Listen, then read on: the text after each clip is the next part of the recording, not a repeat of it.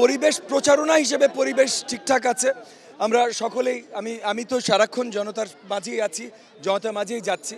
আমি দু এক সময় পথে অন্য কয়েকজন ক্যান্ডিডেটকেও দেখছি। আমার মনে হচ্ছে তারাও সুন্দরভাবে স্বাচ্ছন্দ্যের সাথেই জনতার সাথে মিলতে পারছে, কাছে যেতে পারছে। আর জনতার স্বতঃস্ফূর্ত ভালোবাসা আমি পাচ্ছি, সেই জায়গা থেকে আমি অত্যন্ত আশাবাদী।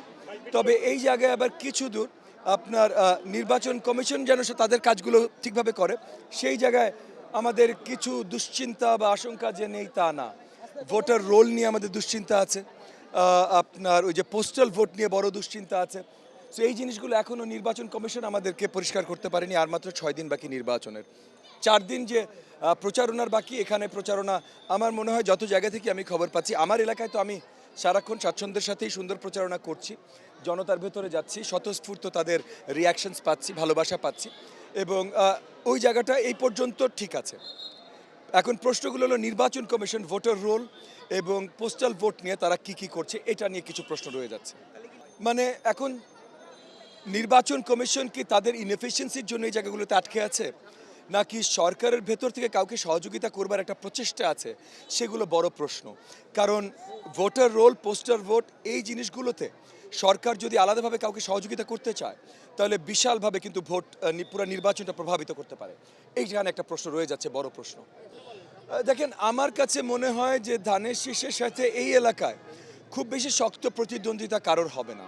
এখানে এটা আমার ধারণা, বলছি কাউকে ছোট বড়, আমি কাউকে ছোট বড় করে বলছি না, এটা আমার ধারণা, বলছি শক্ত প্রতিদ্বন্দ্বিতা হয়তো হবে না। বাকিটা তো 12 তারিখে বোঝা যাবে। সিলভার টিপ কন্ট্যাক্টে তৈরি নিরাপদ ও নান্দনিক ক্লিক সুইচ নির্ভরতা জীবন জুড়ে। দেখেন, বাংলাদেশের জনগণ সবসময় ধর্মভীরু ছিল, কিন্তু রাজনীতিতে ধর্মীয় দল বা ধর্মীয় দলের রাজনীতিতে তারা কখনোই বিশ্বাসী ছিল না। আজকে হঠাৎ করে বাংলাদেশের জনগণের প্রতি চিন্তা চেতনা পাল্টে যাবে, এটা চিন্তা করার বড় কোনো কারণ নাই। সো সেই জায়গা থেকে যদিও গত 16 মাসে বা 18 মাসে আমরা দেখেছি বাংলাদেশ জামাতে ইসলাম অনলাইন এবং মিডিয়ার মাধ্যমে একটা প্রচার তৈরি করতে চেষ্টা করেছে যে তারা অনেক শক্তিশালী, তারা একটা প্রভাব তৈরি করতে চেষ্টা করেছে তাদের বিশাল বট বাহিনী সব কিছু দিয়ে, যে কোনো একটা পোস্টও যদি হয় 10-15 হাজার তাদের বট বাহিনী চলে আসে। এগুলো তারা বহু বছর ধরে কাল্টিভেট করেছে, তৈরি করেছে। বট বাহিনী দিয়ে আসলে রাজনীতি হয় না, এবং বট বাহিনী জনতা না। সো জনতা আসলে কাদেরকে পছন্দ আর কী ধরনের রাজনীতি পছন্দ করে, এটা পরিষ্কার 12 তারিখে করে। তরুণরা খুবই খুবই স্বতঃস্ফূর্তভাবে ভালোবাসার সাথে আমাকে নিচ্ছে। আমি যেখানেই তরুণদের সাথে মিট করছি, তারা সবচেয়ে আগে এগিয়ে আসছে।